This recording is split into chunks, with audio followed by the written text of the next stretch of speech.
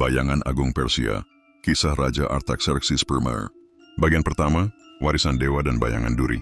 Di sebuah istana marmer berhias emas di Susa, pada suatu malam yang hening namun penuh ketegangan, lahirlah seorang pangeran dari darah raja.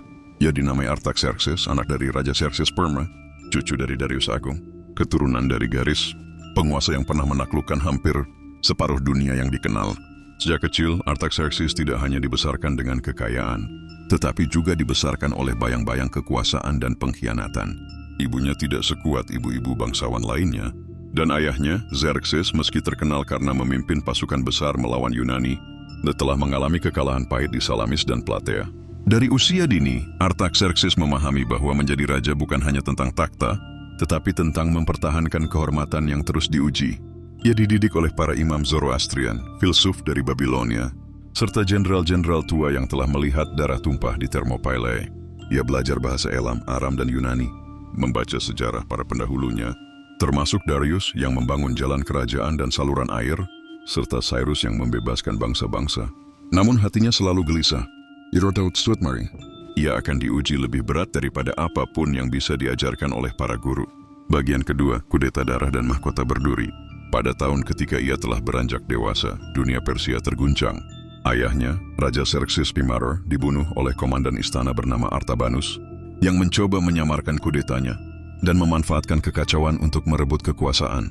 Dalam situasi yang genting dan penuh ketidakpastian, Artaxerxes mengambil langkah yang menentukan. Ia membalas kematian ayahnya, menyingkirkan Artabanus, dan merebut kembali kekuasaan yang sah sebagai raja di raja.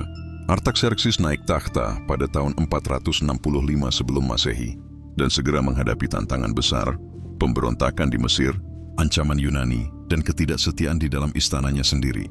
Namun ia tidak seperti ayahnya. Artaxerxes tidak terbakar oleh ambisi besar untuk menaklukkan Yunani, melainkan memiliki strategi yang lebih bijaksana, bertahan, menguatkan, dan membagi kekuatan lawan dari dalam. Bagian ketiga, pertempuran diam dan perang dingin. Musuh terbesarnya bukan hanya di medan perang, tetapi di dalam ruang diplomasi dan intrik. Yunani yang dahulu bersatu melawan Persia, kini terpecah oleh konflik internal. Athena melawan Sparta, demokrasi melawan oligarki. Artaxerxes melihat kesempatan. Ia menyokong Sparta secara diam-diam, mendanai musuh-musuh Athena, mempergunakan emas, Persia sebagai senjata ampuh dalam membelah kekuatan dunia Helenis. Namun perang juga tetap berkobar. Pemberontakan di Mesir yang dibantu oleh Athena meletus, dan Artaxerxes mengirim jenderalnya yang perkasa, Megabyzus, untuk merebut kembali provinsi itu. Dalam waktu beberapa tahun, pasukan Persia menghancurkan aliansi